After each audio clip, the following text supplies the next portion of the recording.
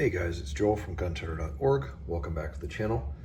Today we're going to be continuing our discussion or our series on modifying military surplus gear so that it works better with newer gear, more modern gear, while still saving you money as you are trying to get into the equipment side of things. As you can see, we will be talking today about the commonly called 6-mag Bandoleer, or if you're real technical, it's the pocket ammunition magazine, whatever. It's a Bandoleer. Now, your first question is probably, all right, why are we talking about modifying the Bandoleer? Simple answer, if you watched my video on how to modify the triple magazine shingle, you are running into the same issue here. Basically, this was designed to work with USGI size metal magazines. So when you put those USGI magazines in here, or USGI style, since these were technically not USGI magazines, it closes easily, right? Because that's what it's designed for. Now, if you take it and you put in PMags, get them seated down in there good, you run into an issue. You can't get it to close. The reason for that is PMags are actually a little bit longer and a little bit wider.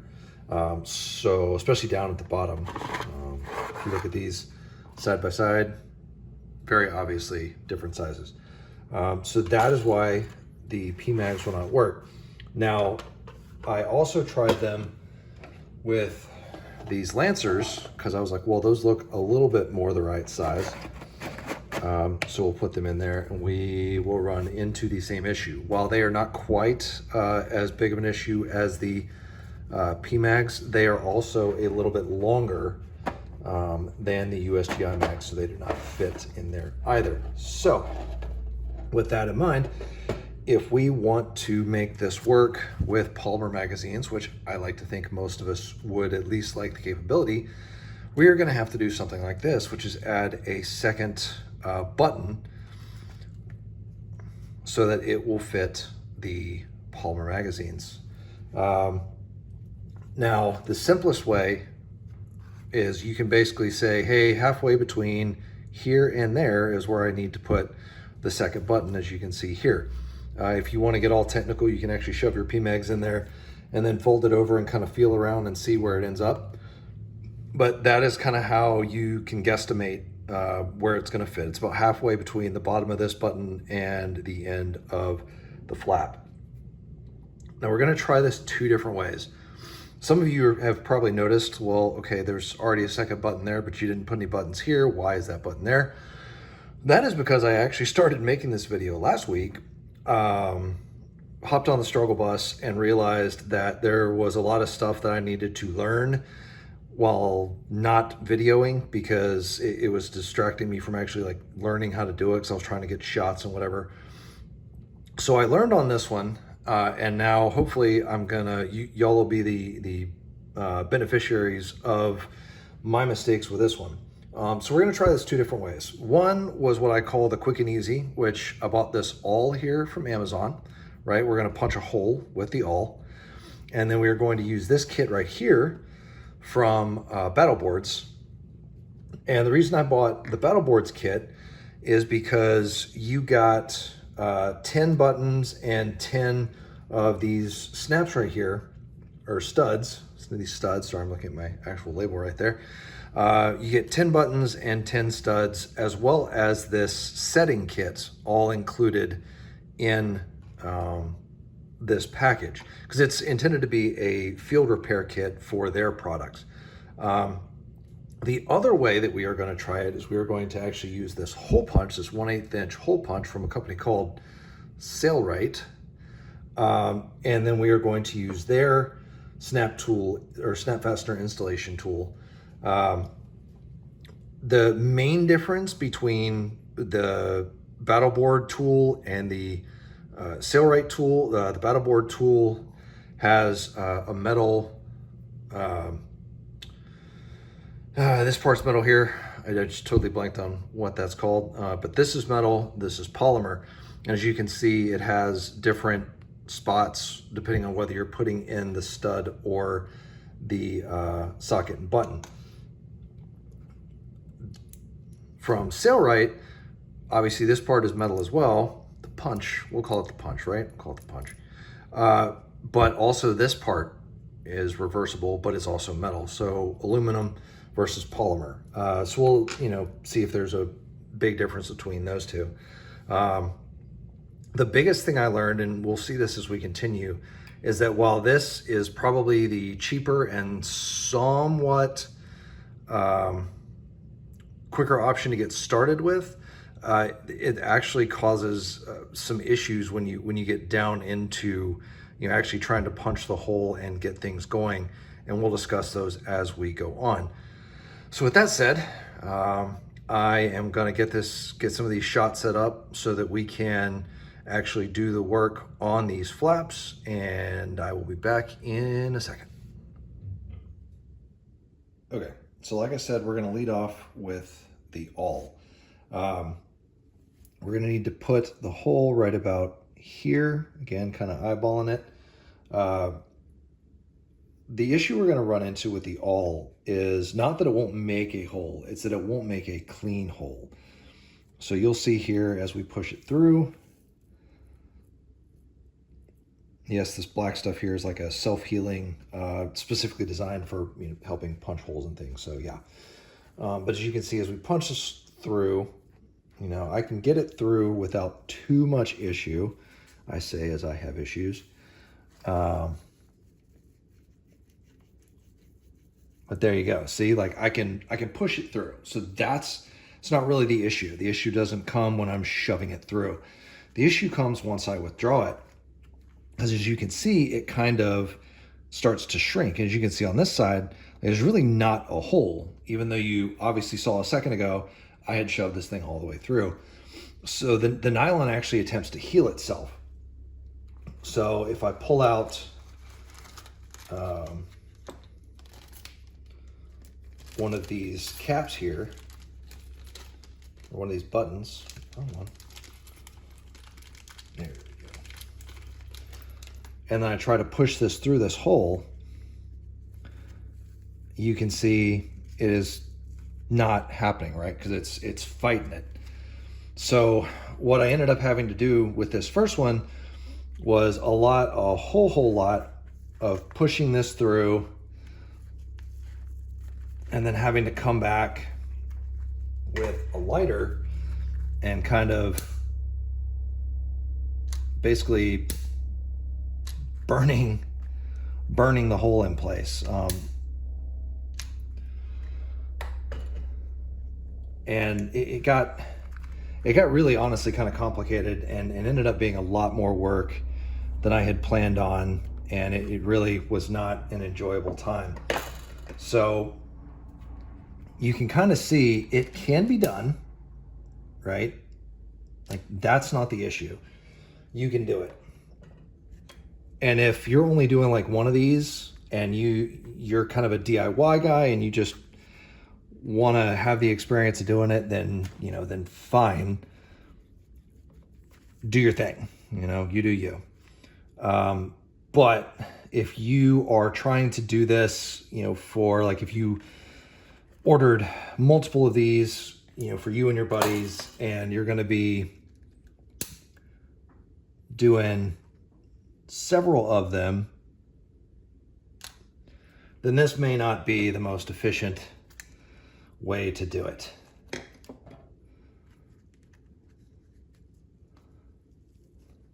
Almost got it.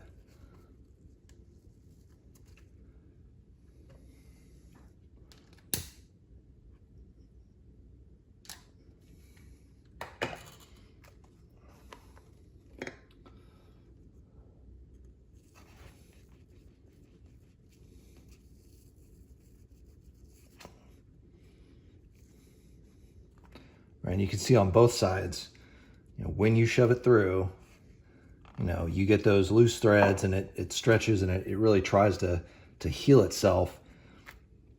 And that is where you run into the issue of the hole not wanting to remain open. All right, I think I've got it big enough there that I can push the, helps if I keep track of this, doesn't it? That I can push this through. So yeah, so there it is. So you can get it through, right? It's just, it's not a quick process. Now, let me move this real quick. It'll reappear in the next video, don't worry, or in the rest of the video, don't worry. Now what you do with this, all you have to do is set your button in there.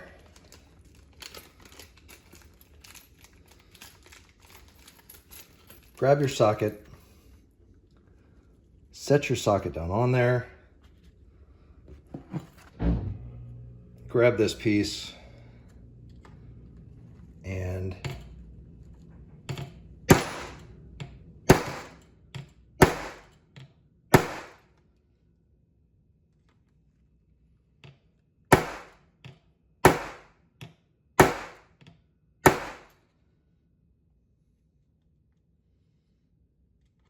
not getting, that's a little bit better. All right. So yeah, so that's the installation in a nutshell. But that gives you an idea of why using the awl is maybe not the quickest and easiest way to do it. So up next, we're gonna put our mat back down and we're gonna try it using the hole punch and see if that is a little bit quicker and easier. All right, so we have our protective mat down. And basically the reason we're using this mat is because if you take, this is a sharpened edge, if you take this and pound it into that metal underneath there, just like if you were to sit there and whack your knife blade against that, you'll damage the cutting edge, so we're trying to avoid that. So what we are going to do is we are going to attempt to use this punch to make a hole versus our awl. And in fairness, I've never used this punch before, so this ought to be interesting. I've definitely never used it on double nylon webbing here. So let's see how this goes.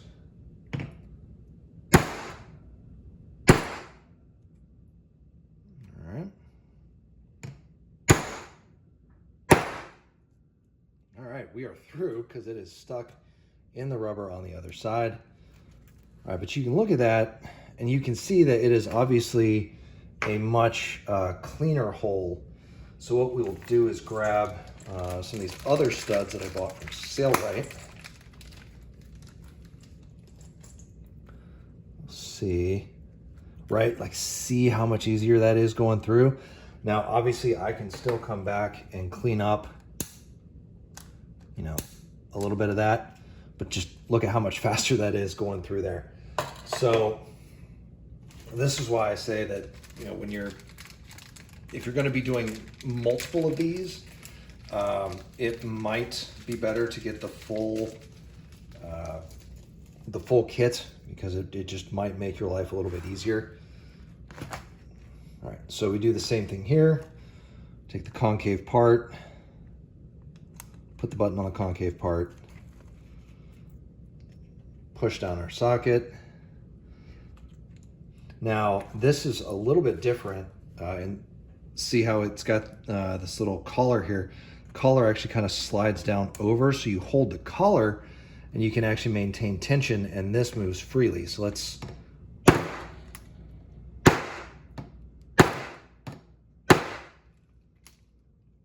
oh yeah, that's actually much nicer, I'm not gonna lie. That actually looks a lot better. All right, so I can actually probably hammer that down a little bit further, but you have the general idea, right? So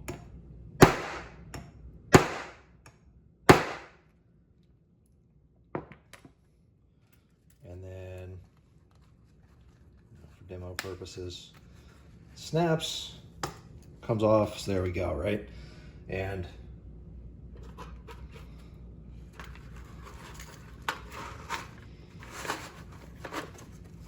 it now holds 2 PMags. So there we go. Definitely get this little pad. I do think having the correct tools makes it a little bit easier. As you can see, that was much, much faster than sitting there playing around with the awl. However, it is just a little bit more expensive to get the tools versus, you know, just the repair kit and the awl. But I wanted to give you both options. You can do it either way. You can make it work either way. But it's really up to you, you know, depending on how much money you want to invest into it, how many of them you're going to do. You know, that just like with any piece of gear, like what are you going to do with it, plays a huge role in deciding how much you want to invest and whether, you know, maybe it's worth it to pay the slightly higher price to put everything together. For me, like I said, it's worth it because when we roll into our next piece of gear, I'm going to actually be using, I'm going to be putting in eyelets and a bunch of other different things. So I'm going to need these tools, going to be using them a lot. So the price for me was totally worth it. So yeah, anyway, hope this was useful for you.